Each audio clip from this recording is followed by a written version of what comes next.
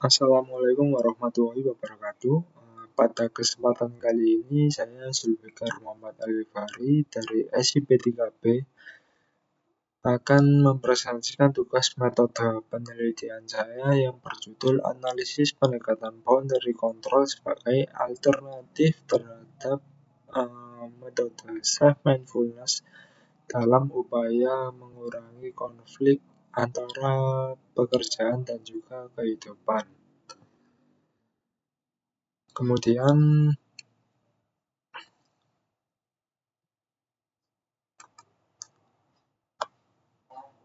di sini penelitian ini berawal dari masalah stres kerja dan juga konflik antara urusan kehidupan dan juga urusan pekerjaan yang meningkat secara signifikan. Kemudian solusi berbasis teknologi seperti aplikasi self-mindfulness, aplikasi kesehatan berbasis mental, aplikasi kesehatan mental sudah ditawarkan. Namun, studi menunjukkan bahwa aplikasi mindfulness ini jika dilakukan secara mandiri itu kurang efektif.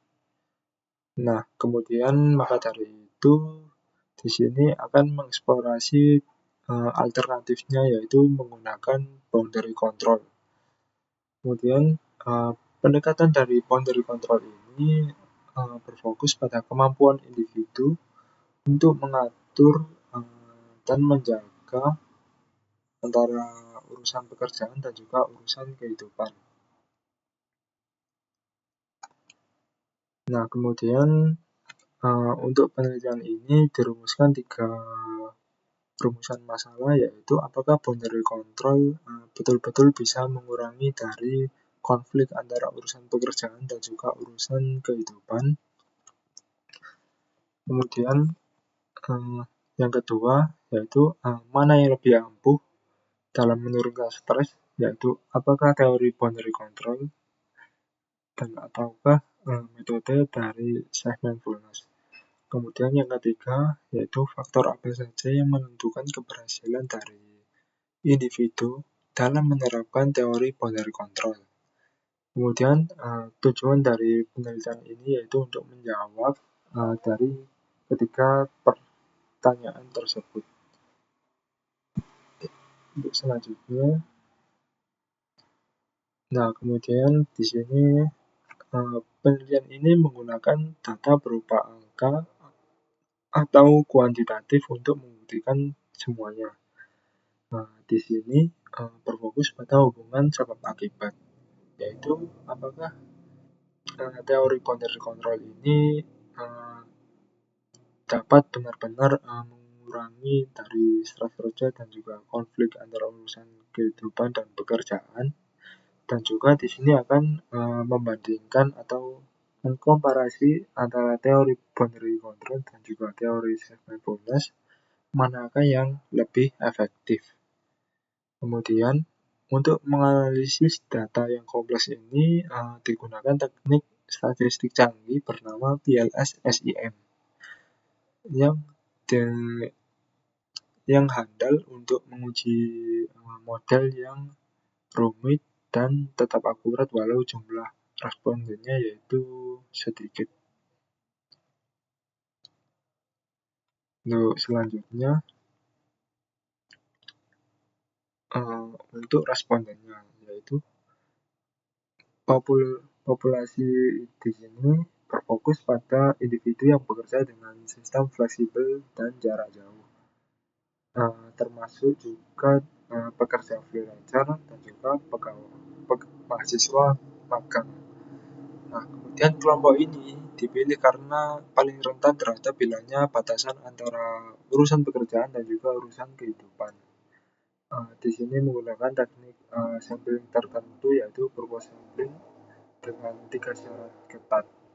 Kemudian berdasarkan pedoman analisis dari PLS-SIM ditetapkan target minimalnya yaitu 100 responden untuk memastikan kepuasan statistik yang memadai. Kemudian di sini variabel independen X1, X2. X1-nya yaitu boundary control. Ini adalah persepsi kendali individu untuk memisahkan waktu dan perhatian dari tuntutan kerja dan juga kehidupan pribadi. Kemudian untuk X2 yaitu self-mindfulness. Ini adalah tingkat kesadaran penuh tinggi secara mandiri tanpa penilaian untuk mengatur emosi di tempat kerja. Nah, kemudian variabel mediasi dan juga dependent. Untuk mediasi di sini adalah manajemen waktu dan juga konflik antara urusan pekerjaan dan juga urusan kehidupan. Kemudian untuk dependent yaitu kinerja individu di sini yaitu indikator standar seperti kualitas, kuantitas, dan juga hasil kerja, ketepatan waktu, efektivitas, dan dalam menyelesaikan tanggung jawabnya. Nah, di sini untuk pengumpulan data digunakan kuesioner tertutup yang didistribusikan secara daring. Untuk skala yang digunakan di sini yaitu skala Likert 5 poin, mulai dari 1 yaitu sangat tidak setuju hingga 5 yaitu artinya sangat setuju. Untuk metode survei daring ini dipilih karena efisien untuk menjangkau responden yang luas dan juga mampu menangkap data terkait kondisi psikologi dan perubahan perilaku secara real time. Selanjutnya untuk uji kualitas data. Analisis di sini dimulai dengan uji kualitas alat ukur. Nah, langkah ini sangat penting untuk memastikan bahwa semua pertanyaan kuesioner itu valid dan juga konsisten. Kemudian validitas diperiksa lewat loading factor yaitu lebih besar dari 0,70 dan AV lebih besar dari 0,50. Konsistensi ini diperiksa melalui composite reliability dan cross-branch alpha lebih dari 70. Semua hasil uji ini harus memenuhi standar minimum yang telah ditetapkan untuk menjamin data layak untuk digunakan. Kemudian uji peran dan perbandingan di sini setelah alat ukur tadi terbukti akurat, selanjutnya dilanjutkan ke uji hubungan antar variabel.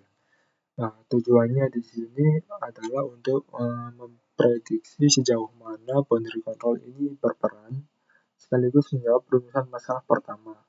Kemudian dilakukan uji hipotesis untuk metode bootstrapping untuk menjawab dari rumusan kedua.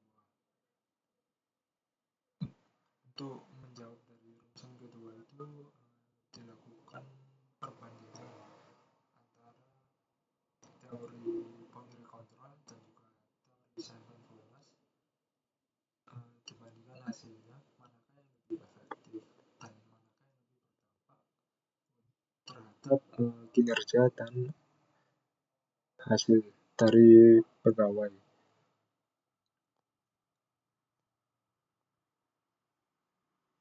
Nah, kemudian untuk yang terakhir yaitu untuk menjawab dari rumusan ketiga yaitu dikaji faktor-faktor penentu keberhasilan dari teori boundary control ini. Kemudian analisis difokuskan pada dua jenis faktor, yaitu faktor eksternal seperti fleksibilitas pengaturan kerja dan dukungan organisasi. Kemudian dari faktor internal itu seperti kemampuan meregulasi diri sendiri dan juga pengelolaan emosi individu. Kemudian dari analisis ini pertemuan memberikan gambaran komprehensif mengenai aspek-aspek kunci yang dapat memperkuat efektivitas dari teori boundary control bagi respondennya. Seperti itu. Jika ada pertanyaan, Silakan bertanya pada kolom komentar. Saya akhiri. Wassalamualaikum warahmatullahi wabarakatuh.